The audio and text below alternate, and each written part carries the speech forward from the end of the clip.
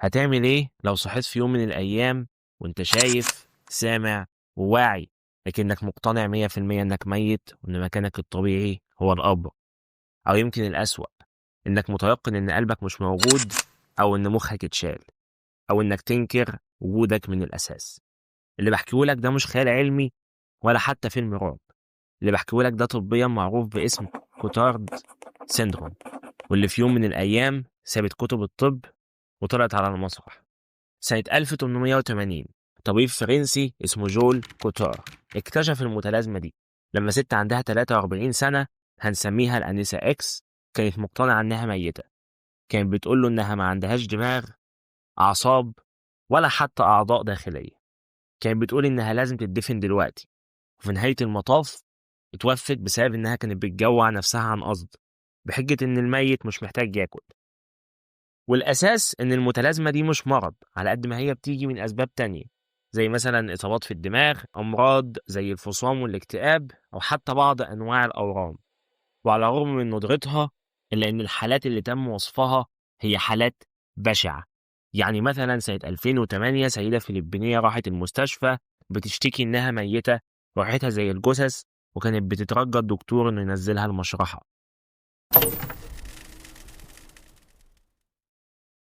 لحد هنا احنا بنتكلم عن متلازمة نادرة، احتمالية انك تشوفها شبه مستحيلة. لكن الحقيقة ان المتلازمة دي غيرت شكل الموسيقى للأبد، تحديدا موسيقى البلاك ميتال. النهاردة هحكي لك عن قصة أغرب مغني بلاك ميتال في التاريخ كله، شخص يشتبه بقوة سواء إذا كان تاريخيا أو طبيا إنه كان عنده كوتارد سيندروم. بير إنغفي أولين، أو زي ما كان بيحب يسمي نفسه، ديد. في سنة 1980 كان في فريق بلاك ميتال نرويجي اسمهم ميهم، وكانوا بيدوروا على مغني للفريق ده، مغني يناسب شخصياتهم الغريبة، مزيكتهم اللي صوتها عالي، ومعتقداتهم اللي ما كانش ليها زي. وفي يوم من الأيام عازف الجيتار بتاعهم يورن ستيجارود جات له هدية في البريد على عنوانه فلانجهوس. الهدية كانت عبارة عن شريط كاسيت لفريق اسمه موربد، ومع شريط الكاسيت ده كان في جثة فار مصلوب ومعها كارت عليه اسم المرسل وتفاصيله. كان شاب سويدي سمع عن الفريق ده في جريدة اسمها ميتال فورسز ماجازين، وكان مهووس بيهم، وقرر انه يحاول يبقى المغني بتاعهم. ولما سمعوا الاغاني بتاعته عجبهم فعلا، وبعد تواصل استمر شهور بينهم وبين بعض، قرروا ان هو يبقى المغني الاساسي بتاعهم ويجي لهم النرويج عشان يقابلوه. في رحلة ذهاب بلا عودة قرر بير يسيب السويد كاملة. جاب كل ممتلكاته اللي على حد قول يورنست جارود، ما كملتش شنطة صغيرة، وراح للنرويج عشان يعيش مع الفريق ده في المكان اللي كانوا بيعملوا فيه المزيكا بتاعتهم. وكان عبارة عن كوخ صغير في غابات النرويج، لأن ده كان المكان الوحيد اللي يقدروا يستحملوا إيجاره. ومع أول كام تعامل بينهم بدأوا يفهموا هو ليه اسمه ديد. الشخص ده مهووس بفكرة الموت، دي مش بيرسونا ولا شخصية مسرح. الراجل كان عنده حاجة غلط. يقال إن ديد تعرض لتجربة كان بينه فيها وبين الموت شعرة، نتيجة حادثة حصلت له بسبب التنمر عليه وهو في إعدادي. اتنقل ديد للمستشفى بتمزق في الطحال، نزيف حاد، فقدان في الوعي، وكان يعتبر مفيش نبض أصلا. وديد بيقول إنه في الغيبوبة دي شاف أنوار زرقاء وبيضة، وبعدها لما فاق اقتنع تمام الاقتناع إن دي تجربة روحه فيها سابت جسمه، روحه راحت لعالم تاني وما رجعتش. ومن وقتها وديد مش اسم، ديد ده كونسبت. وعشان أبين لك قد إيه ديد كان غريب، مثلا ديد كان بياكل كميات أكل قليلة جدا عشان يفضل لون الجلد بتاعه شاحب، كان بيدفن هدومه قبل الحفلات، وكان عنده جثث حيوانات ميتة محتفظ بيها عشان دايما يفتكر ريحة الموت، وكان بيتعمد إيذاء نفسه بشكل متكرر، لدرجة إنه في حفلة من الحفلات في النرويج جرح نفسه جرح عميق، واضطر يدور على أي حاجة يحاول يوقف بيها النزيف. وكان دايما بيقول لهم إن حياته عبارة عن كابوس مزعج، وإنه أصلا مش بني آدم، هو بس مستني اللحظة المناسبة اللي هيموت فيها وترجع كل حاجة زي ما كانت. ديد كان هو الكاتب الأساسي للأغاني، وكان بيتعمد يطلع كل السوداوية اللي جواه في الكلمات. كتير من الأغاني كانت بتعبر عنه فعلا، يمكن كانت بعض منها بيدعو للانتحار بشكل مباشر، أو حتى بتبين قد إيه الشخص ده كان مكتئب. فمثلا آخر أغنية كتبها ديد في حياته اسمها لايف إترنال، والأغنية دي من ألبومهم الأشهر على الإطلاق وهو دومسترس دوم سيتانس. وكان بيقول فيها بشكل واضح: علشان روحك ترتاح أنت لازم تموت، علشان تبقى أبدي أنت لازم تموت، أنا مصيري مصير البشر، بس أنا مفيش فيا أي حاجة منهم. ومعاناة ديد ما كانتش معاناة من الناحية النفسية بس، المعاناة كان ليها أشكال كتيرة. مثلا قلة الفلوس، الراجل ساب السويد وراح النرويج عشان يبقى مغني. جزء من إنك تبقى مغني إنك تعمل فلوس. في الفترة دي الفريق كان حرفيا عايش على الفتات، لأن البلاك ميتال ما كانتش مزيكا بتجيب فلوس أصلا. كانوا كتير بيتمنعوا من إنهم يعملوا حفلات في بلاد معينة، كانوا حرفيا بيصرفوا من جيبهم. كمان ديد ما كانش قادر يتأقلم مع أعضاء الفريق.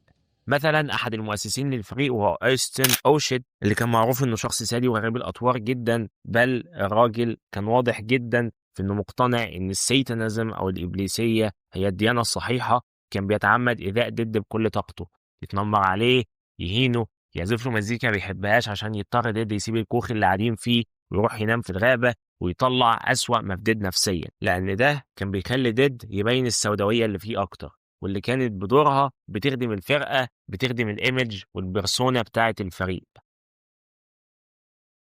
وفي شهر إبريل سنة 1991 كل أعضاء الفريق قرروا إن هم يروحوا لبيوتهم عشان يقعدوا مع أهاليهم في النرويج ويحتفلوا بعيد الربيع. الأوبشن ده ما كانش عند ديد، لأن ببساطة هو مش في بلده، مفيش أهل ولا في فلوس ولا حتى في حد يحتفل معاه. الغريب في الموضوع إن ديد كان سعيد جدا في الشهر ده، وكان بيقول لأويستين: أنا اشتريت سكينة جديدة، السكينة حادة قوي وأنا مبسوط بيها في غاية الانبساط. وفي يوم 8 إبريل قرر ديد إنه يحط حد لمعاناته. ديد انتحر، وساب رسالة انتحار هي الأقرب وهي الأحزن على الإطلاق. فكان فيها بيقول: سامحوني على منظر الدم، أنا حاولت أقتل نفسي عن قصد في الغابة عشان آخد أيام على ما تلاقوا الجثة. أنا مكاني الغابة، وكنت طول عمري كده. محدش فيكم هيفهم ده، بس عشان أديكم توضيح، أنا مش إنسان، الموضوع كله مجرد حلم، وقريب أوي هصحى. دمي كان بيتجمد في عروقي، كان بيتجلط، كنت بحس دايما بالبرد. أنا هحاول أقتل نفسي بالسكينة دي، ولو ما نجحتش في مسدس. بالمناسبة أنا سبت لكم باقي الفلوس اللي معايا، وكمان سبت لكم كل الأغاني بتاعتي، آخرهم أغنية اسمها لايف إترنال، اعملوا بيها اللي انتوا عايزينه. تحياتي، بيلا. وبيلا ده هو كان الاسم اللي هما بينادوه بيه. والغريب جدا إن اللي لقى الجثة هنا هو أويستين، واللي يقال إنه أصلا كان عارف نية ديد، بل ما كانش معترض تماما، ده كان بيشجعه عليها أشد التشجيع. ولما لقى الجثة ما تهزش، ما زعلش على صاحبه ولا حتى اتضايق. هو راح اشترى كاميرا وصور الجثة، وكلم يورنست جارود وقال له ديد عمل حاجة روشة قوي، ديد قتل نفسه. والراجل استخدم الصورة دي بشكل واضح جدا كألبوم كفر اسمه The Dawn of Broken Hearts. وده يبين لك قد إيه البيئة دي كانت مريضة وسامة، وقد إيه أويستين أو شيت كان عنده مشاكل نفسية عميقة. والحقيقة، هل ديد كان مريض نفسي؟ أيوة، لكنه في الأصل كان إنسان. إنسان اتساب لوحده في مكان صعب، مكان ضلمة ومرعب. المكان ده هو عقله. أخطر حاجة في العقل إنه ممكن يقنعك بحاجة مش حقيقية، وفي لحظة تصدقها لدرجة إنها تقتلك.